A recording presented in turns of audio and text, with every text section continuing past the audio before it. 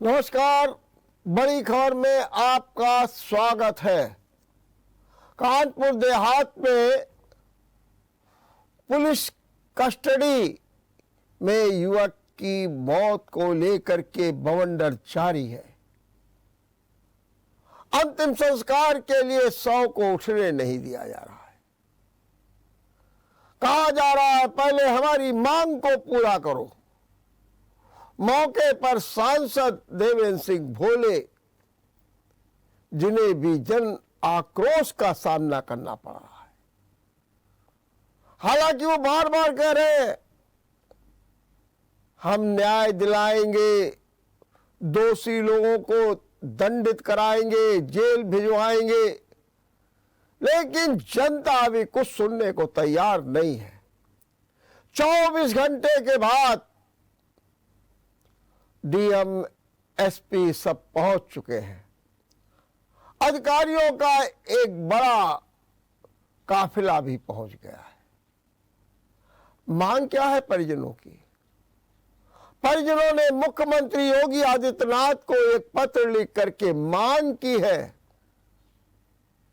कि जो दोषी है उन्हें 24 घंटे के अंदर जेल भेजा जाए।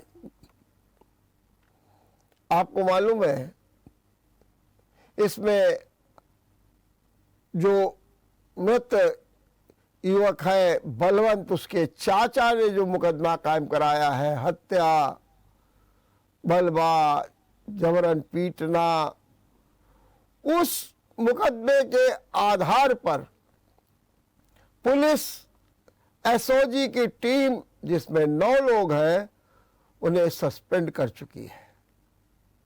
रनिया के जो एसओ है उन्हें सस्पेंड किया जा सका है।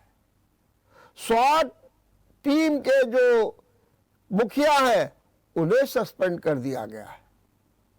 सस्पेंशन की कार्रवाई अब जो उनके परिजन जो मांग कर रहे हैं 24 घंटे के अंदर इन्हें गिरफ्तार करें।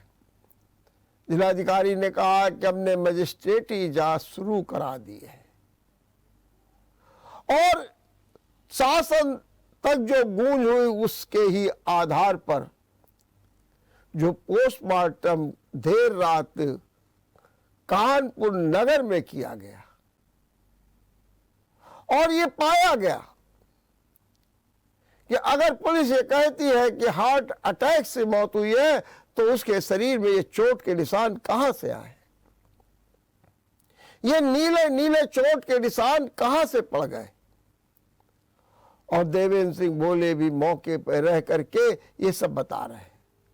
परिजनों की दूसरी मांग है कि पत्नी को सरकारी नौकरी दी जाए और परिवार को चलाने के लिए 1 करोड़ का मुआवजा दिया जाए। ये भी परिजन डिमांड कर रहे हैं और परिजन बार बार कह रहे हैं कि हमें न्याय चाहिए, न्याय चाहिए। आइए हम आपको सुनाते हैं देवेंद्र सिंह भोले सांसद क्या कह रहे हैं इस बारे में। कानपुर देहात के निर्देश पर यह घटना घटित हुई। श्याम सिंह का लड़का है बलवंत सिंह और लूट हुई है श्याम सिंह के भाई की, जिसकी जो मृतक है ये लाइसेंस है जीएसटी का, व्यापार करता है। 300 लाख का मैथा ब्लॉक के तमाम ग्राम प्रधान, तमाम लोग उसके यहाँ से सामान ले जाते हैं ब्लॉक के डेवलपमेंट काम। दूसरा एक आपके धीरेन्द्र सिंह नाम का एक लड़का है, उसकी भी यही स्थिति है। 2 अपराधी हैं, एक कोई क्या नाम सूरज और एक कोई दूसरा लड़का, क्या नाम दूसरा लड़का एक दूसरा है। ये दोनों अपराधी उनकी गांव की पार्टीबंदी में निशानदेही कहने के कारण और राजनीतिक प्रबुद्धता के कारण इनको पकड़ के पुलिस ले गई। इनको इन्होंने पुलिस में पकड़ा है रनिया में।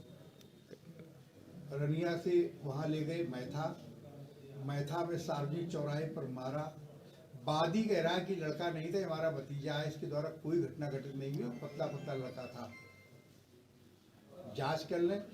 और उसको वहां से ला करके इन्होंने रनिया ले आए, उसकी गाड़ी वहीं खड़ी रही, रनिया चौकी खड़ी कर ली, बुरे तरीके से रनिया मारा, उसके पहले मारा।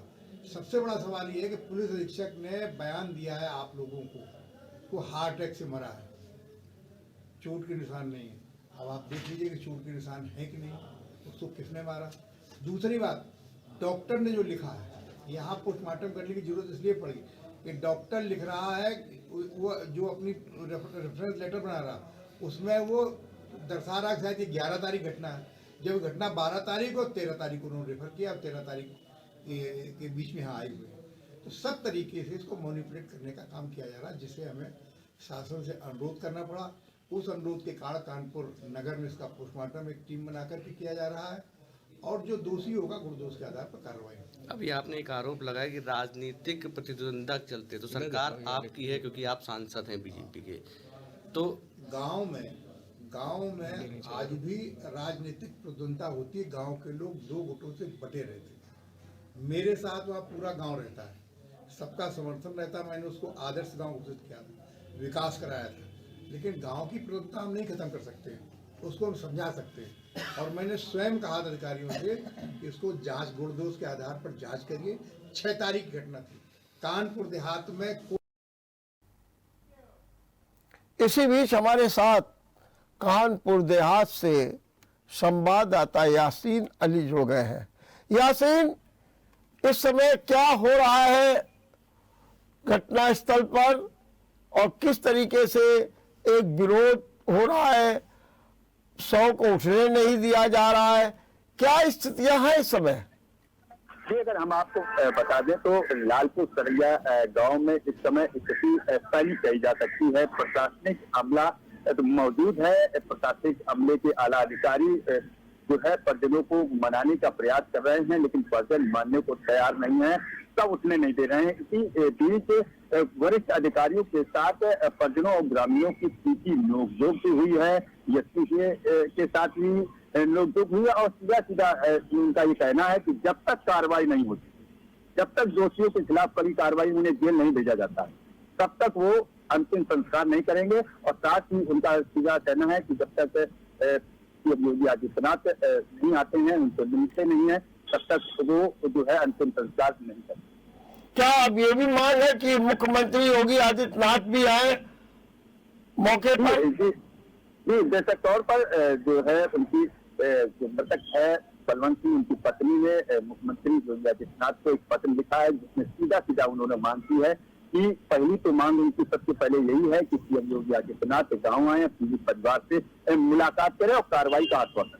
वहीं दूसरी ओर एक मांग और ऐसी है कि जितने भी आरोपी हैं जिनके खिलाफ मुकदमा लिखा गया है, उनको तत्काल गिरफ्तार कर जेल भेजा जाए। ये एक बड़ी मांग है, जिसको लेकर के जो परिजन है अंतिम संस्कार नहीं करने को तैयार है। ये भी मांग है कि पत्नी को सरकारी नौकरी दी जाए, 1 करोड़ का मुआवजा दिया जाए, ये भी तो मांग है। जी, बेशक तौर पर दूसरी बड़ी मांग है कि जो मृतक हैं बलवंत सिंह, उनकी पत्नी शालिनी सिंह को सरकारी नौकरी दी जाए। साथ ही जो माता पिता हैं और जो बच्चे हैं, उनके पालन पोषण के लिए 1 करोड़ रुपए का जो सहायता राशि है मदद के तौर पर दी जाए। तो ये भी एक बड़ी मांग है, जिसको लेकर के उनके जो परिजन है अतीत हुए हैं, और प्रशासन उनको मनाने की कवायद करता नजर आ रहा है। तो कहीं ना कहीं प्रशासन की जो मनावट करने का जो सिलसिला है अभी थमा नहीं है। ये बताइए कि प्रशासन क्या कह रहा है, कैसे मना रहा है, वो कैसे परिजनों को आश्वस्त कर रहा है, उनका क्या कहना है प्रशासन के? और प्रशासन में तो मेरे हिसाब से डीएम होंगे, एसपी होंगे, तो ये क्या कह रहे हैं परिजनों से? जिस तरीके से एसपी ने पीड़ित परिवार से मुलाकात की, तो उनको ये आश्वासन दिया कि मुकदमा लिख गया है, तत्काल जो है आप अंतिम संस्कार कीजिए, और गिरफ्तारी करने के लिए टीमें गठित की गई हैं, गिरफ्तार कराया जा रहा है। लेकिन उनका सीधा सीधा ये कहना है कि जब तक गिरफ्तार नहीं होंगे तब तक अंतिम संस्कार नहीं होगा। वहीं जो प्रशासनिक अमले के और अधिकारी हैं, वो भी मनोवत कर रहे हैं कि आज की जो मांगे हैं उनको मानने के लिए शासन को लिखा जाएगा, लेकिन वो ये कह रहे हैं कि जब तक मांगे मानी नहीं जाएंगी तब तक अंतिम संस्कार नहीं होगा। तो प्रशासनिक अमला तो मनोवत में लगा हुआ है, लेकिन जो परिजन है वो अपनी मांगों पर अधिक। ये परिजन है तो ये क्या आरोप लगा रहे हैं प्रशासन पर? सुना है बड़ा वो गुस्से में है और जो लोग वहां पहुंच रहे हैं उनके सामने अपना गुस्सा उतार रहे हैं। क्या कहना है परिजनों का अब? जो पीड़ित परिवार उनका साफ तौर पर कहना है कि कल से लगाकर आज जिले का कोई वरिष्ठ अधिकारी उनसे न मुलाकात करने गया और न ही उनका फोन उठाना मुनासिब समझा, जिसको लेकर के उनके अंदर आक्रोश है। साथ ही जिस तरीके से उनके साथ पुलिसिया कार्रवाई व्यवहार हुआ, प्रशासनिक अधिकारियों की तरफ से जो जिला हवाली की गई, उससे वो नाखुश दिखाई दिए। तो वो सीधे तौर पर ये मान रहे हैं कि जिस तरीके से आज जो प्रशासनिक अमला वहां पहुंचा है, अगर कल आ जाता तो शायद है कि इतनी जद्दोजहद नहीं करनी पड़ती। क्या वहां पर सांसद देवेंद्र सिंह भोले और अन्य विधायक या नेता भी पहुंच गए हैं? जी, बेशक तौर पर सांसद देवेंद्र सिंह भोले का ये गोदलिया गांव है, जिसको लेकर के वो इस गांव से अक्सर जाया करते हैं। घटना से बाद से ही कल जो है सांसद तो पोस्टमार्टम हाउस कानपुर गए थे, जहां उन्होंने पीड़ित परिवार से मुलाकात की थी। आज भी वो सुबह से ही गांव में डेरा डाले हुए हैं, वो भी समझाने का प्रयास कर रहे हैं, लेकिन बावजूद इससे परिजन मानने को तैयार नहीं। यासीन, एक बात बताइए, इसमें यह कहा जा रहा है कि जो राजनीतिक प्रतिद्वंद्विता गांव में है, गांव में जो गुटबाजी है, उसका भी एक मेन रोल है इस घटना में। जी, बेशक तौर पर कल सांसद देवेंद्र सिंह भोले ने इस बात को कहा था कि जो गांव की राजनीतिक प्रतिद्वंदिता है उसके चलते ये घटना करी की है, जिसको फंसाया गया और फंसाने के बाद उसकी हत्या कराई गई, और जिसमें उन्होंने डीएम से लगा करके एसपी तक को भी इंगित किया था कि इनकी संलिप्तता गंभीर है। तो कहीं ना कहीं ये सीधा सीधा उनका इंगित था कि गांव की जो गुटबाजी है, गांव की जो राजनीति है, तो उसके चलते उस युवक की हत्या हुई।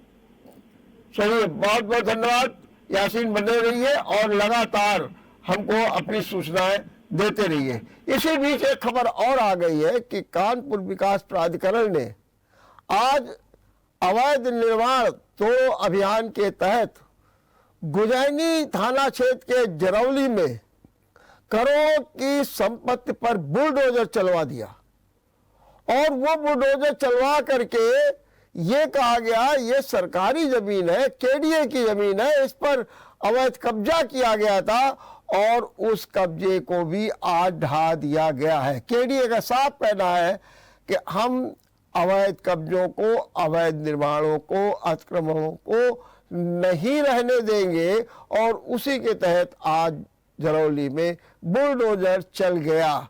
हम यहाँ लेंगे एक छोटा सा ब्रेक। ब्रेक के बाद आपका एक बार फिर स्वागत है। आज दिल्ली से एक बड़ी खबर आई। एक नाबालिग लड़की पर सरेआम एसिड अटैक किया गया, मतलब तेजाब फेंक करके उसको झुलसा दिया गया। लड़की की हालत गंभीर है, उसे सफदरजंग अस्पताल में भर्ती किया गया है। 17 साल की ये लड़की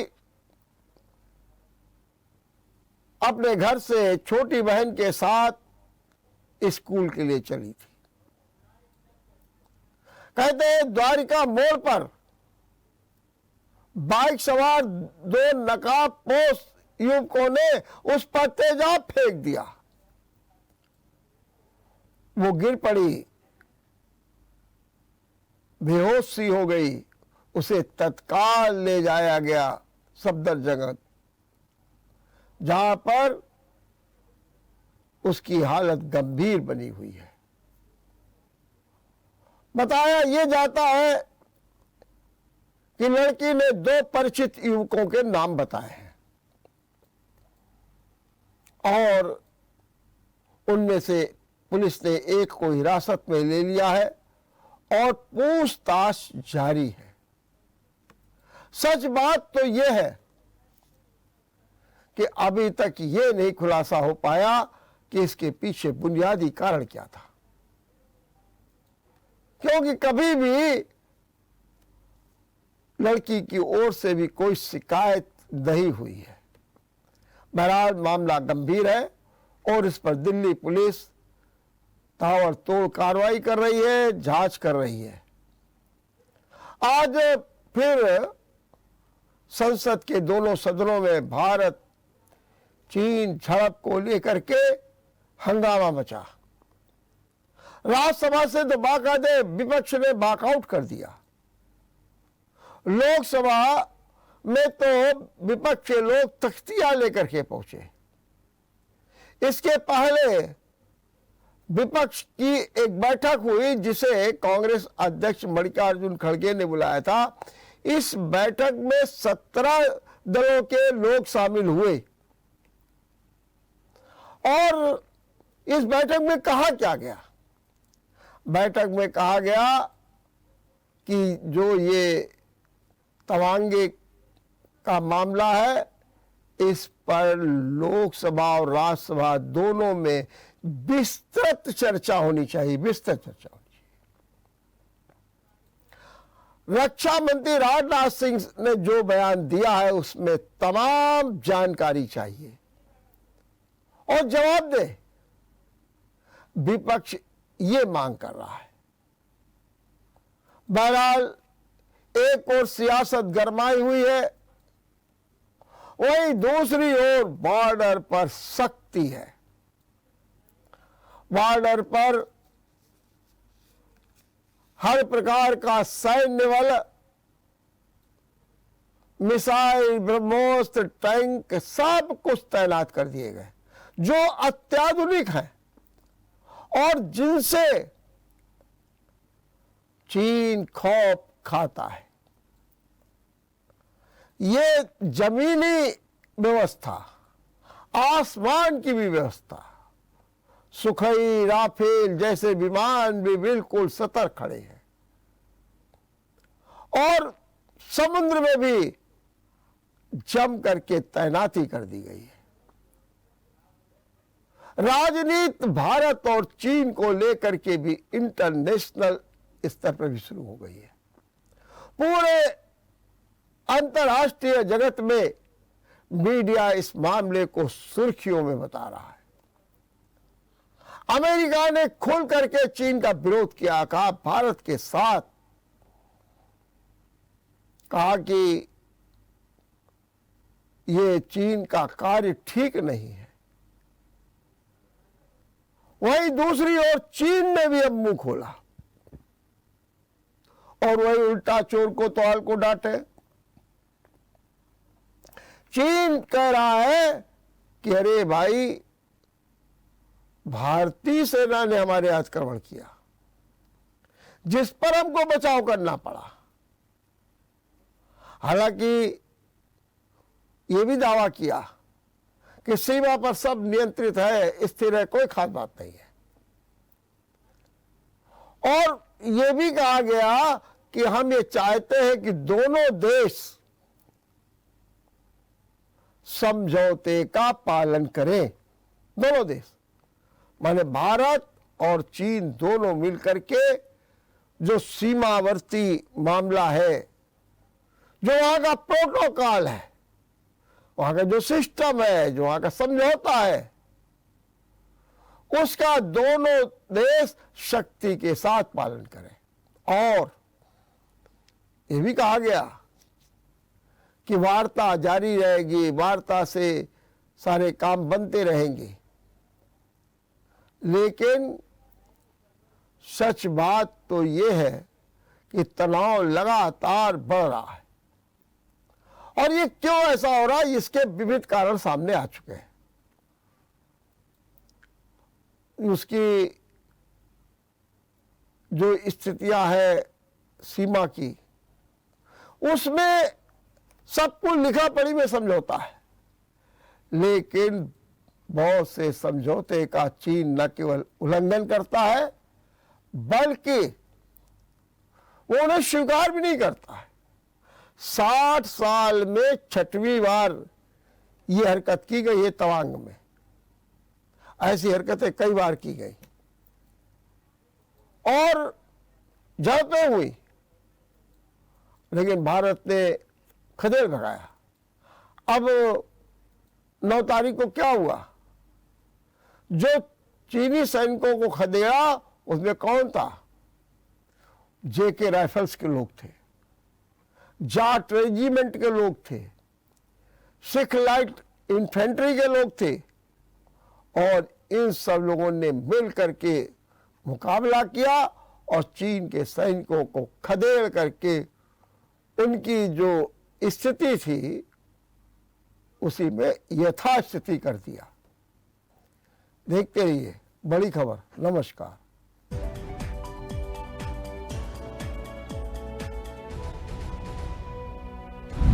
अगर आपको हमारा वीडियो पसंद आया हो तो हमें लाइक करें, सब्सक्राइब करें और ज्यादा से ज्यादा शेयर करें। और हाँ, बेल आइकॉन दबाना ना भूलें ताकि हर खबर का अपडेट आप तक पहुंचे तुरंत। आप हमें इंस्टा, ट्विटर और फेसबुक पर भी फॉलो कर सकते हैं। हमारी आईडी है @JMT News Flash।